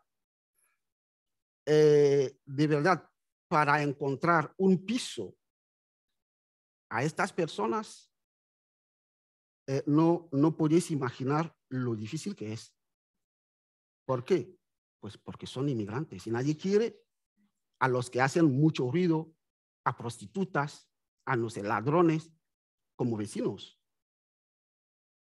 Hay veces que incluso dicen, vale, y llama a la trabajadora social o el trabajador social, habla con la inmobiliaria o el dueño de la vivienda, todo perfecto, y cuando ven a esa persona, cambian de opinión. No, es que había una persona ya que bueno, excusas perfectas. Más o menos es lo cotidiano, lo que vivimos todos los días. Pero ojalá la cosa se quede ahí. Lo peor es que cada vez más ese discurso se ha institucionalizado. Y ya sabéis que ha llegado al hemiciclo. Sí. partidos que defienden abiertamente su odio hacia esa minoría. Eso es lo más preocupante. Os voy a leer textualmente una intervención de mi querido Santiago Abascal. Dice, hablando de inmigración, ataca nuestras fronteras. No vienen a España a engrandecerla. No vienen a España a engrandecerla, sino a recibir prebendas. Sois españoles y yo creo que entendéis lo que es prebenda, ¿no? Prebendas. Prebendas que muchos españoles no tienen. Es una mentira. Lo siento, pero es una mentira. Y hablando de inmigrantes, él les llama ilegales, no irregulares, no ilegales. Pues si realmente son ilegales, no pueden percibir ayudas, porque hay normas que definen cómo se puede llegar a esas ayudas, ¿vale? Y uno de su, no sé cómo llamarlo, ¿no? Su colaborador que dice, la España que madruga está harta de ver cómo los manteros y la inmigración ilegal campa a sus anchas. Se está regalando el fruto de nuestro esfuerzo a los que llegan sin llamar a la puerta. Fin de cita. Y sigue. El estado de bienestar es para los españoles. Y yo no digo el contrario, sí, que los españoles han trabajado para construir su país. Pero la inmigración es un hecho de siempre, de toda la vida, de la historia. Y hablando esta mañana con Rosa, me lo ha dicho, ¿no? Que después, durante la guerra civil o hasta después, ha habido mucha inmigración de españoles, bueno, migración de aquí afuera. Y se sabe, ¿no? Unas cifras para mí increíble. Pero eso es como que ya nos hemos olvidado. Sí, aquí vienen y vendrán siempre personas de fuera. Y los de aquí irán también fuera. Hay españoles en Togo, yo soy de Togo, hay españoles, ¿eh? Hay españoles, sí. Entonces, y tenemos en Togo apellidos que a veces me pregunto, ¿por qué llaman a un togolés así? De origen suedo de Portugal, España y no sé, de todo. Togo tuvo un presidente que se llama Griniewski, que es alemán. ¿Por qué? Porque sus padres fueron ahí. ¿Vale? Entonces, no me voy a alargar mucho. Y antes de terminar, voy a pedir que me pasen el primer video, por favor.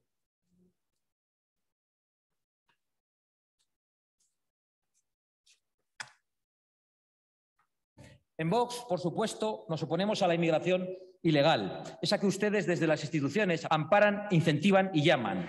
Una nación sin fronteras no es una nación, igual que una casa sin paredes deja de ser un hogar. Pero si ustedes son partidarios de que se pueda entrar en España de cualquier manera, tienen derecho a plantearlo.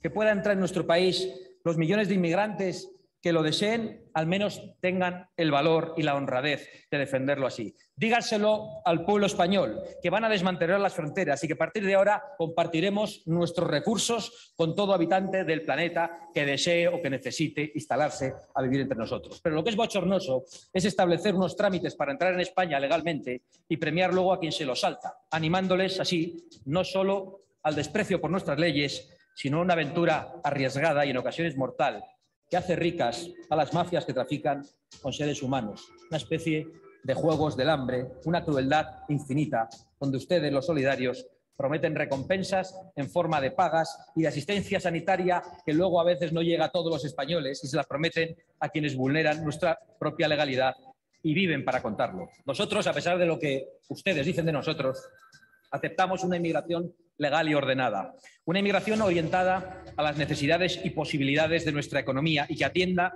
especialmente a la capacidad y a la voluntad del inmigrante de integrarse en nuestra cultura y de aceptar nuestras leyes.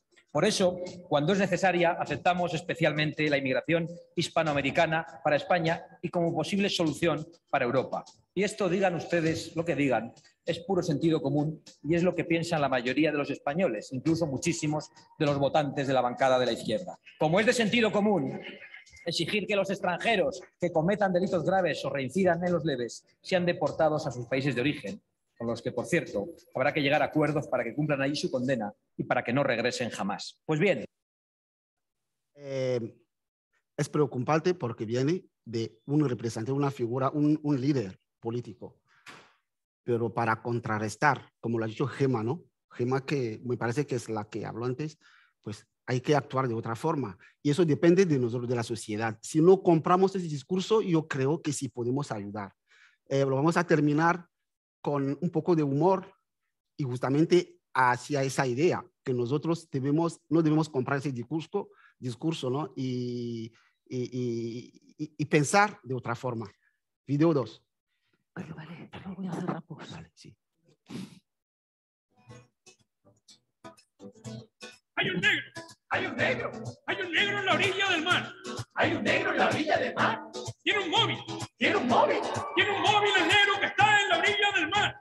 Tiene un móvil el negro que está en la orilla del mar. Una paga. Una paga. Una paga para comprar su móvil el negro que está en la orilla del mar. Una paga para comprar su móvil el negro que está en la orilla del mar. Un trabajo. Un trabajo. Tu trabajo. Mi trabajo. Un trabajo y también una paga para comprar su móvil el negro que está en la orilla del mar. Un trabajo y también una paga para comprar su móvil el negro que está en la orilla del mar. Un momento. Un momento. Que viene un avión. Que viene un avión. Y es futbolista. Y es futbolista. Y del Madrid. Y del Madrid.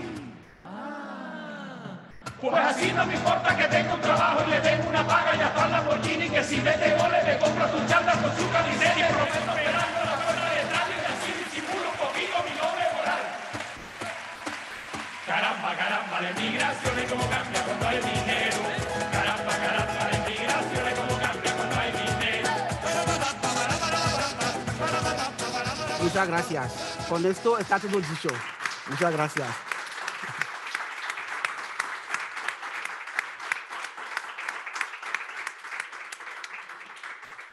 Qué bonita intervención, Cosi Simeón. Muchísimas gracias por tus palabras tan coherentes contra este discurso del odio que como nos viene al Parlamento, casi interiorizamos sin darnos cuenta y va penetrando ese discurso del odio. Escribimos el voluntariado con nuestras vidas. Muchas gracias por escribirlo tú también. Muchas gracias. Y vamos a dar la palabra a nuestras dos compañeras que tenemos de forma virtual, que también escriben, como todos nosotros, el voluntariado con sus propias vidas y con su biografía. Vamos a dar la palabra a Ascen Ibáñez. Ella trabaja es voluntaria en Amores Peludos. Es voluntaria de la protectora. Y ella lo que trabaja fundamentalmente es que en España cada año se abandonan 150.000 perros. 150.000 perros. 150.000 perros que normalmente son galgos. ¿Y qué ocurre? ¿Por qué se abandonan en España 150.000 galgos? Bueno, pues se abandonan fundamentalmente después de la caza, de las temporadas de caza. Cuando termina la temporada de caza, normalmente hacia los meses de febrero, se abandonan estos 150.000 perros en unas condiciones muy duras. La mayoría de las veces son perros que los abandonan con el bozal puesto, los abandonan también maltratados, con los huesos rotos, con hambre. Son perros que tienen mucho miedo, que son perros que están muy enfermos. Entonces, Ascen Ibáñez nos cuenta que a través de su propia hija, ella aprendió a amar a los perros, que también son vivos, son seres vivos, ¿no? Y ella ayuda, limpia, acompaña, y ella considera que vive una experiencia muy espectacular a través de Amores Peludos y expresa su agradecimiento. Cuenta también que se necesita dinero para este tipo de labores porque los perros necesitan veterinarios, necesitan medicinas, y ella cuenta que se necesita dinero para toda esta rehabilitación. En este momento, Amores Peludos tiene 80 animales que no son herramientas, que no son juguetes y que se les abandona en unas condiciones muy malas y con bozal y maltrato. Ascen Ibáñez, muchísimas gracias por tu voluntariado y bueno, tienes la palabra. No nos podemos pasar más de 10 minutos. Lo sé. Bueno, gracias. Nada, a ti. Buenos días a todos. Lo primero, daros las gracias por invitarme a estar con vosotros hoy. Lo segundo, quiero que perdonéis que estoy un poquito nerviosa y voy a intentar compartir unas fotillos con vosotros a la vez que os cuento un poquito, a ver si soy capaz de compartirlas. Bueno, ¿las estáis viendo? ¿Me lo podéis confirmar, por fin? Sí, sí, se ve muy bien. Gracias. Fenomenal, muchas gracias. Pues nada, el odio, por desgracia, también lo sufren los animales, como ha comentado Rosa, y yo voy a intentar ponerles un poquito de voz. Soy voluntaria de Amores Peludos, que es una protectora que nace para el rescate y la rehabilitación de galgos. ¿Por qué galgos?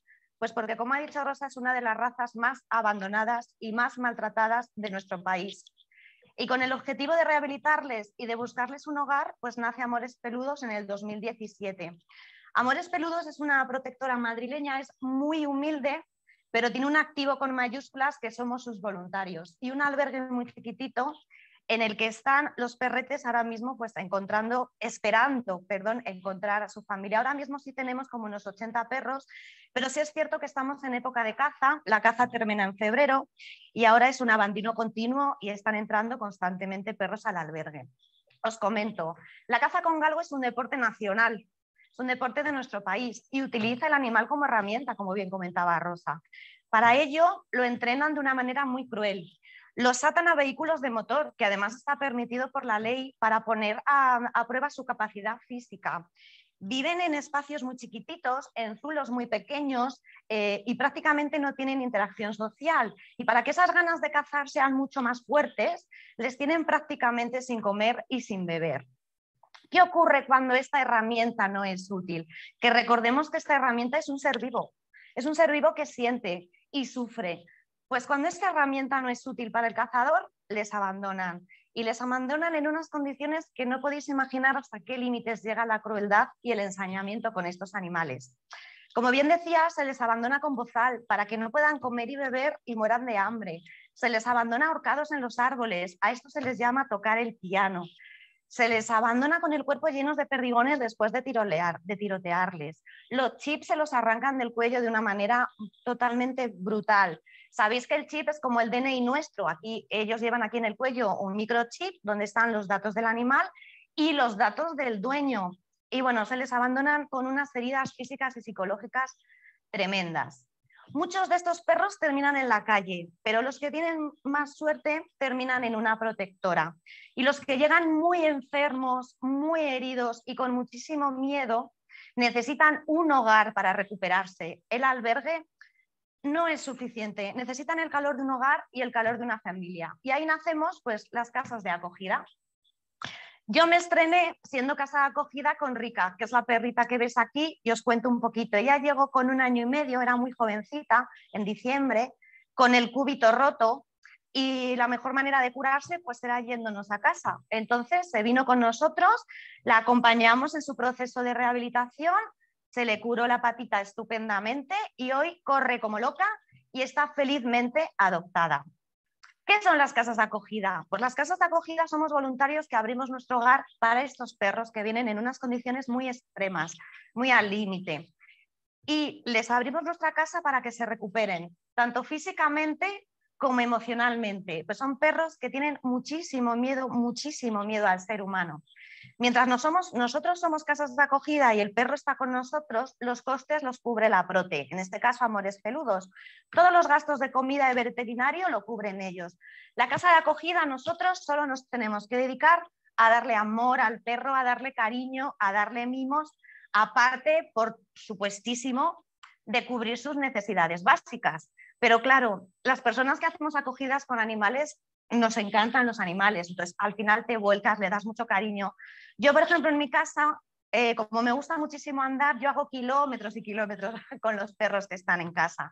Y por supuesto, está incluida en los planes de la familia, es decir, el perro entra a casa y es uno más. El tiempo que está en casa es uno más de la familia. Y buscamos rutitas para hacer con ellos, o sea, interactuamos con el perro. La verdad es que son animales súper agradecidos desde el minuto 1 que entran en casa y tienen una gran capacidad de recuperación. En muy poquito tiempo, ellos ganan muchísima confianza y muchísima seguridad en un hogar. al estar acompañado de una familia que los cuida y que los protege. Simplemente experimentan unos cambios bestiales. Y como una imagen vale más que 1000 palabras, pues aquí os pongo unas fotos de mi última acogida. Ella fue Hiromi, que apareció, como la veis ahí, atada en un polígono industrial en una nave, sin comida, sin bebida, muy delgadita. Hiromi estaba tan delgadita y tan débil que su cuerpo no generaba calor y estaba prácticamente al borde de la hipotermia en varias ocasiones. ¿Qué ocurre? Pues que lo mejor para que Hiromi se recupere es irse a una casita, y yo le abrí las puertas de la mía, bueno, mi familia. Le abrimos las puertas, Hiromi se vino a casa y, como veis, el cambio es brutal. En poquitas semanas se convirtió en la reina del sofá y en la reina de casa. Y la tercera foto os la pongo más que nada, pues como son temas muy duros y que pueden tocar un poco la sensibilidad, pues para que veáis la diferencia desde que Hiromi se recoge en la calle abandonada a cuando ya pasan unas semanas, unos meses en casa. Son perros totalmente diferentes. Bueno, pues tú acompañas a tus perritos en casa, a su recuperación, a su proceso para volver a confiar en el ser humano, y un día tienes una llamada o un mensaje en el que te dicen que tu perrito tiene casa ya, definitiva, que tu acogida se acaba. Bueno, aquí es una bomba de sentimientos tremendos. Tienes muchísima alegría porque el animal ha encontrado un hogar definitivo para siempre, su familia. Y en mi caso, yo siento mucha tristeza porque yo me involucro mucho con los perros que vienen a casa, paso mucho tiempo con ellos, andamos muchísimo. Entonces yo, esa pérdida del animal me hace pasar por un proceso de duelo. De hecho, os confieso que todavía estoy pasando el duelo por Hiromi. Perdonad que me emocione un poquito. Hiromi se fue en junio y me cuesta todavía mucho bajar a la calle y pasear por los sitios por donde paseaba con ella. Pero independientemente de esta pena, o sea, nada, nos vamos a quedar con la alegría, con el orgullo del vínculo que creas con el perro. Es que es espectacular. En este caso, Hiromi tenía mucho miedo al hombre. Las mujeres, bueno, las toleraba un poco, pero el hombre era horrible. No podía estar en la misma habitación que mi marido. Y bueno, ahí os pongo la foto para que veáis que al final, con cariño, con paciencia, sin forzar al animal para nada, dándole su tiempo, su espacio. Bueno, al final creó un vínculo con él espectacular. Se volvía loca cuando él llegaba a casa y era sentarse en el sofá, pumba, y se lanzaba en el sofá con él. Cosa que era totalmente impensable en el momento que entró por la puerta de casa, porque no podían compartir la misma habitación. Hiromi tenía pánico. De hecho, mi marido hacía el gesto de coger el mando de la tele, que es simplemente así. Ella se levantaba y salía corriendo. O sea, era horrible imaginar que con el paso de las semanas iban a crear un vínculo y iba a volver a confiar en un hombre, en el ser humano. Entonces es muy satisfactorio ver el avance de un animal desde que entra en tu casa hasta que sale. Y os digo que es muy poquito lo que hay que poner, un poquito de cariño simplemente, y dejarle el espacio al perro y que él siga a su ritmo. Bueno, yo creo que las casas de acogida hacen magia, de verdad.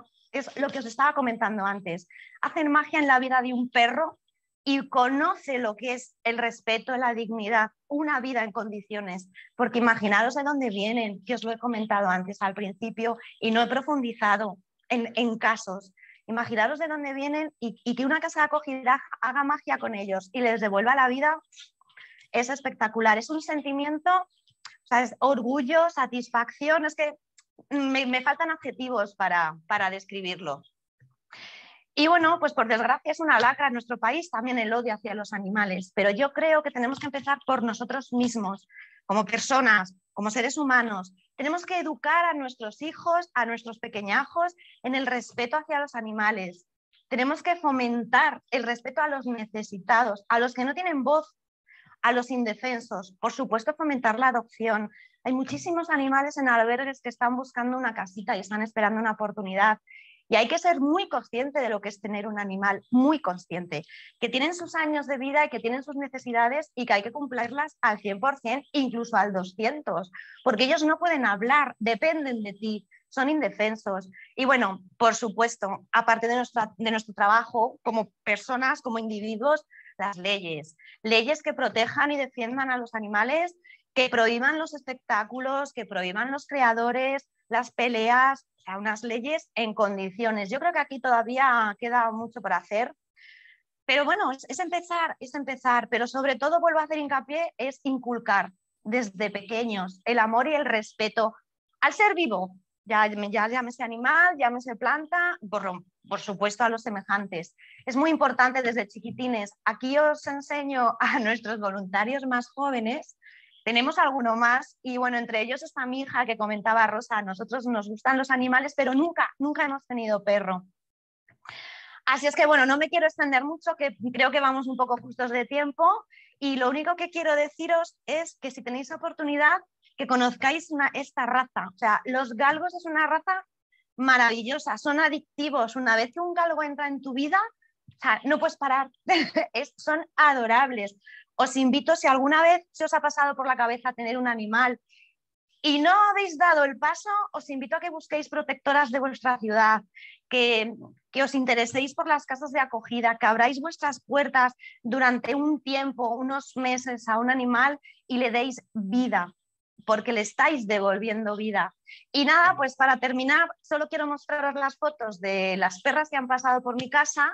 Yo he sido casa de acogida de estas 3 perras que hoy están felizmente adoptadas, que entraron regulinchi y salieron estupendas.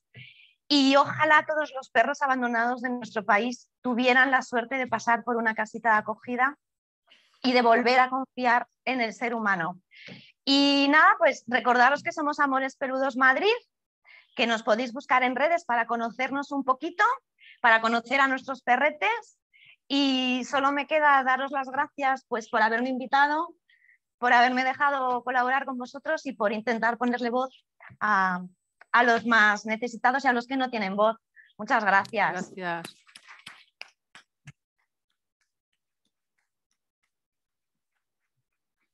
Muchísimas gracias, Asten Ibáñez. Nos quedamos con tus palabras. No hay nada más fuerte que el corazón de un voluntario y voluntaria y lo vamos a soñar muy fuerte. Muchas gracias por tu sensibilidad y por estas palabras tan bonitas que nos has dejado de que no podemos tener tan poca empatía con los seres vivos y no podemos seguir legitimando el maltrato y el sufrimiento animal. Muchas gracias. Ahora vamos con nuestra tercera ponente de esta mañana, Cristina Paredero, que también escribe con su vida, con su biografía, con su historia de vida, escribe el voluntariado. Cristina pertenece a la Junta Directiva de Fermi Mujeres. Ella trabaja también en plena inclusión en la Junta Directiva, es experta en representación de personas con discapacidad. Fue y obtuvo el Premio Nacional de Juventud en 2021 en Derechos Humanos y es especialista fundamentalmente en el trastorno de espectro autista y lo que trabaja ella es fundamentalmente contra la esterilización forzada, ¿no? que se ha practicado tanto y fundamentalmente ella trabaja en el trastorno del espectro autista con niñas y con mujeres.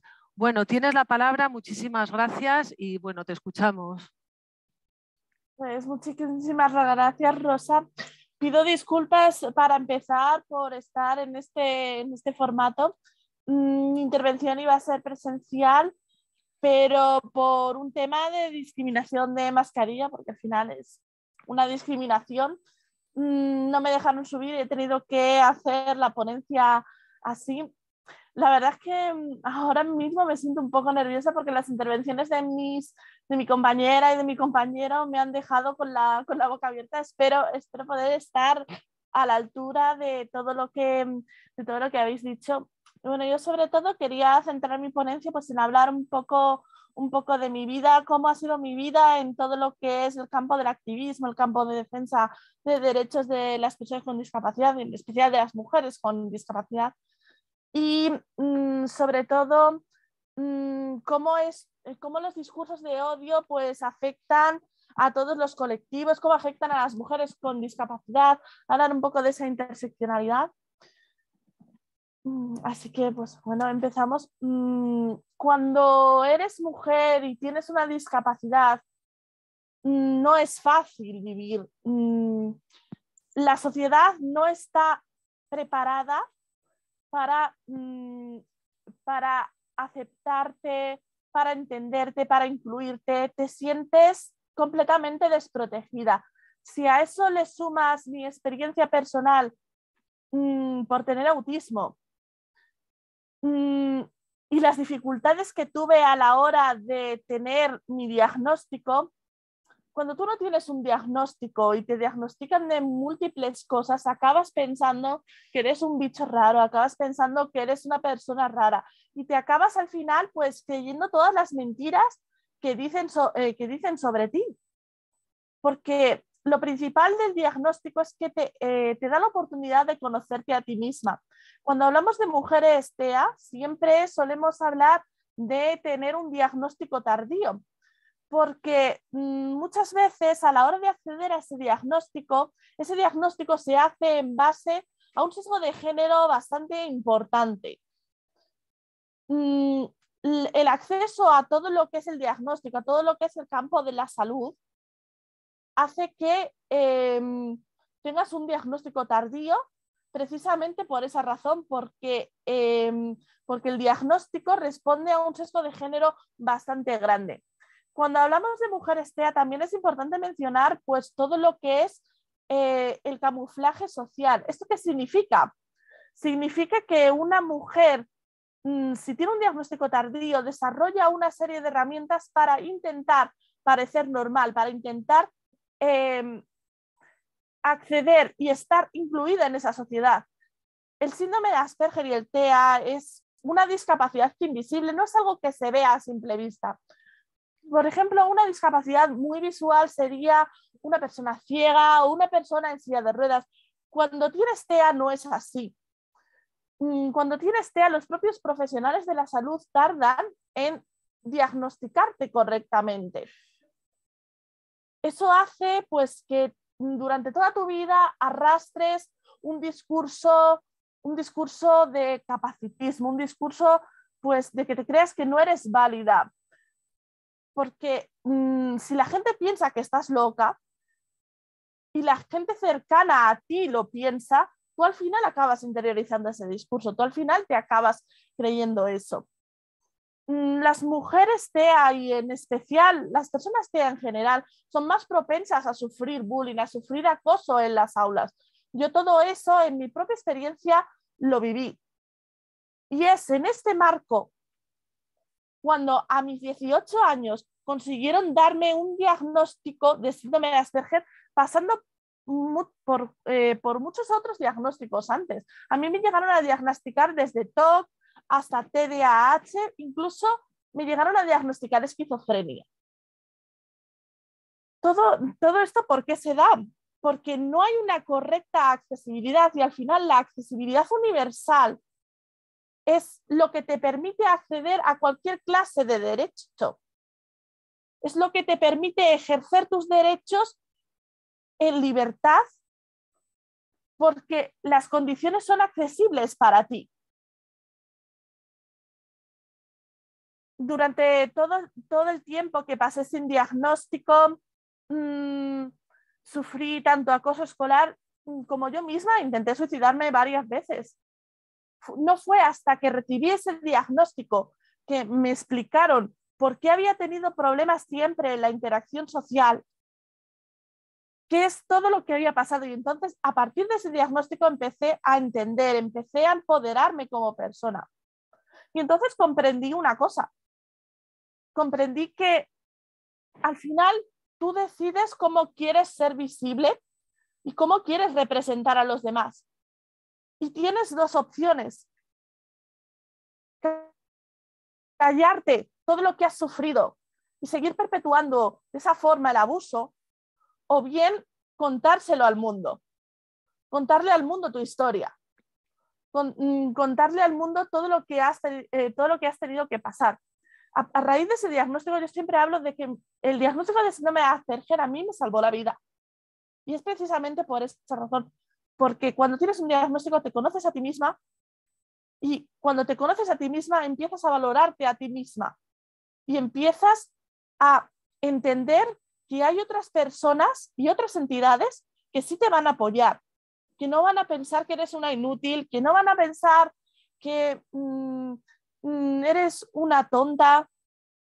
Tienes que rodearte de esas entidades y tienes que rodearte de esas personas y eso es lo que he estado haciendo a lo largo de todos estos años, desde los 18 años que recibí el diagnóstico hasta ahora. Poco a poco fui haciéndome un lugar en el campo de la representación y en el campo del activismo. Y cuando hablo de delitos de odio hacia las mujeres con discapacidad, no puedo sino mencionar el tema de las esterilizaciones forzadas en mujeres con discapacidad. Hasta hace bien poco, y esto estoy hablando de de poco menos de un año, era legal y estaba reflejado en la ley que una mujer con discapacidad previamente incapacitada, la familia podía esterilizarla a la fuerza. No tenía ni que recibir su consentimiento. Eso es algo que yo viví. Yo ahora mismo no, mi caso es especial porque yo ahora mismo no estoy incapacitada de ninguna de las formas, ni realmente lo estuve nunca, pero yo sí fui esterilizada en contra de mi voluntad. Mis padres, con esa visión capacitista, me llegaron a decir que sería una irresponsable si tenía hijos biológicos porque a mis hijos les transmitiría mi enfermedad. Mi enfermedad, refiriéndose, por supuesto, al síndrome de Asperger. Yo, a lo largo de todos mis años, interioricé ese discurso. Porque si tus padres te dicen algo así, unas personas que se supone que te tienen que creer, que te tienen que proteger, unas personas que piensan en tu propio bienestar, no te paras a pensar hasta qué punto ellos te pueden estar manipulando. Fue gracias a colaborar con la Fundación Fermín Mujeres, con plena inclusión, hacer incidencia en este aspecto, de darme cuenta de hasta qué punto mis padres estaban equivocados al decirme todas esas cosas.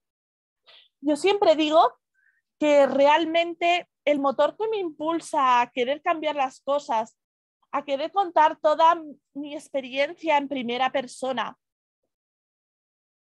sois vosotros y vosotras. Porque sé lo que es vivir en un mundo que te excluye, sé lo que es vivir todo ese capacitismo, toda esa discriminación. Y si con mi testimonio, con mi experiencia, con mi activismo, puedo lograr cambiar la vida de una persona, es algo que querré seguir haciendo hasta el fin de mis días. Y es gracias a todo este activismo, con todas las entidades con las que colaboro, lo que recientemente me ha llevado a ganar el Premio Nacional de Juventud. Algo que realmente yo todavía pues no me termino de creer.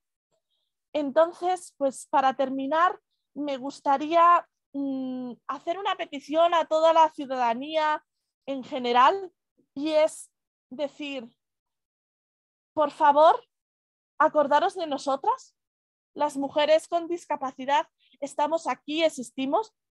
La discriminación se aplica a todas las áreas de la vida, no solamente con el tema de la esterilización, sino hay mucha vulneración de derechos en el tema de la sanidad, en el tema de acceso a la justicia, en el tema administrativo, en el tema laboral, en el tema educacional. Es una discriminación que afecta a todas las áreas de la vida. Por favor, no os olvidéis de nosotras, porque vivir constantemente con esa discriminación interseccional hace que estés en medio de ninguna parte, hace que la sociedad no entienda muy bien y ponga el foco de atención, o bien si eres una persona con discapacidad o bien si eres mujer. Entonces estás como en medio de ninguna parte. Entonces a la sociedad en general le pido que nos escuchéis, que no os dejéis llevar por prejuicios y que al final pues una imagen vale más que 1000 palabras. Yo siempre digo, eso es mi lema. Y que nos deis la oportunidad de incluirnos en la sociedad.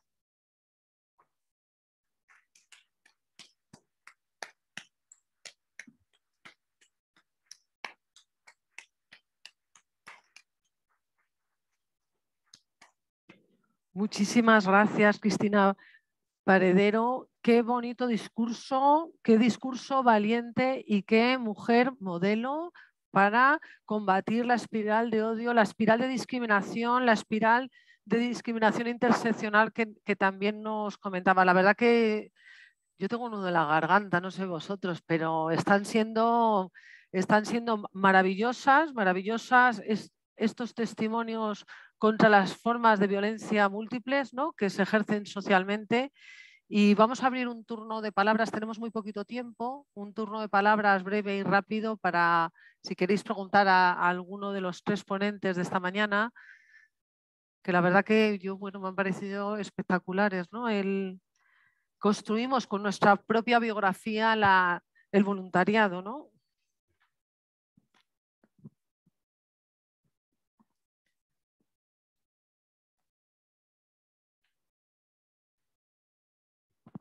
Yo, como tenemos muy poco tiempo y nadie pregunta, sí que os voy a dar la palabra para 2 frases de despedida, que nos quedemos con un mensaje. Los tres lo habéis despedido con un mensaje muy claro, muy rotundo, ¿no? Pero sí que os voy a pedir las palabras a los tres y quería muy especialmente, porque lo habéis nombrado y porque habéis incidido en ello, que una entidad voluntaria es la que os sacó. A ti te sacó ACEN, Amores Peludos saca animales, y a ti te sacó CERMI Mujeres. Yo creo que tenemos que dar un aplauso a esas 3 entidades que han sacado y los, ¿no?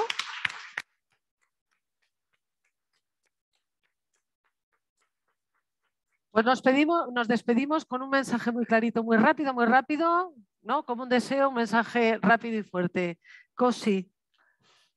Bueno, por mi parte, agradecimiento a la plataforma porque incluye a todas esas entidades que hacen esa labor de apoyo, y que por favor sigamos insistiendo para que por fin podamos ganar la batalla al odio. Gracias. Gracias.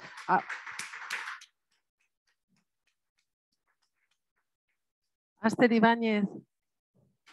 Pues nada, yo simplemente decir que los voluntarios de las protectoras regalan vida a los más indefensos y a los que no tienen voz, que en mi caso, son los perros y concretamente la raza de los galgos. Muchas gracias a todos.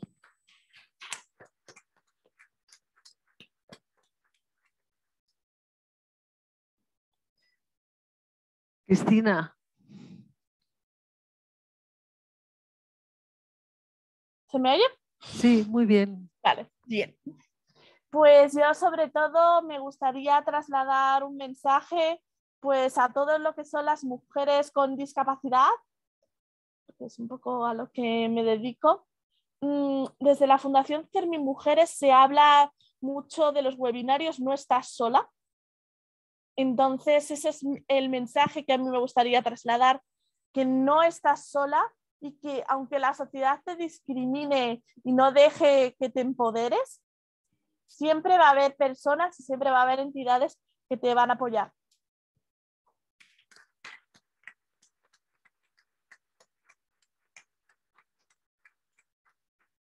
Bueno, pues con estos 3 ejemplos de historias de vida vamos a cerrar esta sesión. De ese corazón voluntario del que hablabais, yo también he construido mi biografía en ese corazón voluntario. De las facetas de mi vida que tengo, me sumo a vuestro mensaje, pero de las facetas que tengo de mi vida, la que más me gusta, pero con mucha diferencia, es toda la tarea que hago como voluntaria. Me parece maravilloso pertenecer a esta gran familia de estos corazones generosos, solidarios, y me parece maravilloso. Yo también estoy en ello y también he construido mi historia de vida en el voluntariado. Gracias a todos por estar aquí también.